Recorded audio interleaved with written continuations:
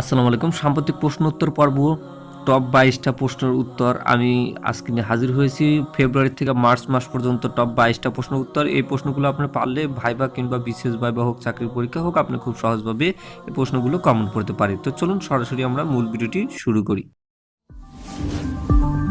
Subscribe now.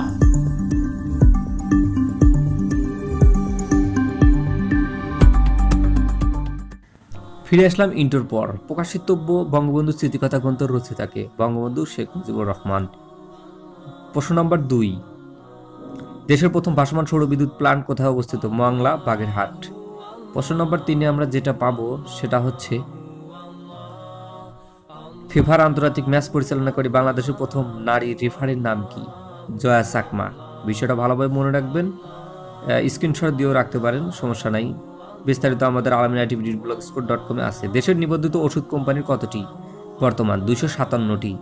দেশের নিবন্ধিত বর্তমান ওষুধ কোম্পানি হচ্ছে 227টি। ভালোভাবে মনে রাখবেন, পারলে এটা ডিসক্রিপশনে অলরেডি লিঙ্ক দেওয়া আছে ওয়েবসাইটের, ওখান থেকে দেখে নিতে পারেন। দেশের সপ্তম ব্যাংক নোট কত টাকা মূল্যমানের? 200 টাকা মূল্যমানের। এটা বের হয়েছে 17 মার্চ 2020-এ চালু হয়। প্রশ্ন নম্বর 4 আমরা যেটা দেখব সেটা হচ্ছে বিশ্বজুড়ে বিপন্ন কত প্রজাতির প্রাণী সুন্দরবনকে আশ্রয় করে টিকে আছে? 31 প্রজাতির প্রাণী। আপনাদের উত্তর অন্যটা জানা থাকলে কমেন্ট করবেন। দেশের বর্তমানে স্থলবন্দর কয়টি? 24টি। দেশের বর্তমানে স্থলবন্দর হচ্ছে 24টি। ব্রিটিশ বিরোধী আন্দোলনের বীর শহীদ তিতুমির নিয়ে নির্মিত তিতুমির সিনেমায় চরিত্র দেখা যাবে চিত্রনায়ক নীরবকে। আপনার নীরব সাহেবকে সবাই চেনেন। দেশের আর্থিক খাতের গোয়েন্দা সংস্থার নাম হচ্ছে BFIU। দেশের আর্থিক খাতের গোয়েন্দা সংস্থার নাম BFIU। আন্তর্জাতিক মাতৃভাষা দিবস 21শে ফেব্রুয়ারি। আমরা সবাই জানি যে আন্তর্জাতিক মাতৃভাষা দিবস 21শে ফেব্রুয়ারি।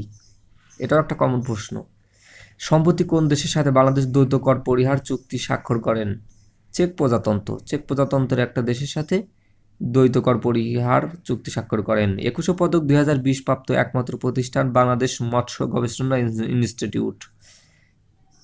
এটি ঢাকায় অবস্থিত। 21শে পদক 2020 প্রাপ্ত একমাত্র প্রতিষ্ঠান বাংলাদেশ মৎস্য গবেষণা ইনস্টিটিউট। এটা খুব গুরুত্বপূর্ণ প্রশ্ন, এটা ভালোভাবে মনে রাখবেন। ডেল্টা প্ল্যান 2100 এর মাধ্যমে 2030 সালের মধ্যে দেশে কতটি প্রকল্প নেওয়া হয়েছে?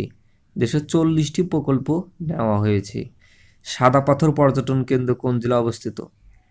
আমরা জানি সিলেট জেলায় সাদা পাথর পর্যটন কেন্দ্র অবস্থিত, অতএব এটা মনে রাখবেন। জাতীয় পরিসংখ্যান দিবস কবে? 27শে ফেব্রুয়ারি। 27শে ফেব্রুয়ারি জাতীয় পরিসংখ্যান দিবস, অর্থাৎ অলরেডি আমাদের পরিসংখ্যান শুরু হয়ে গেছে। ওকে, সবাই আমাদের সাথে থাকার জন্য ধন্যবাদ। নেক্সট আপডেট নিয়ে হাজির হব ইনশাল্লাহ, আরও গুরুত্বপূর্ণ প্রশ্ন নিয়ে হাজির হব এই চ্যানেলে। তাই সবাই চ্যানেলটি সাবস্ক্রাইব করবেন এবং ভিডিওটি লাইক দিবেন, শেয়ার করতে ভুলবেন না। আল্লাহ।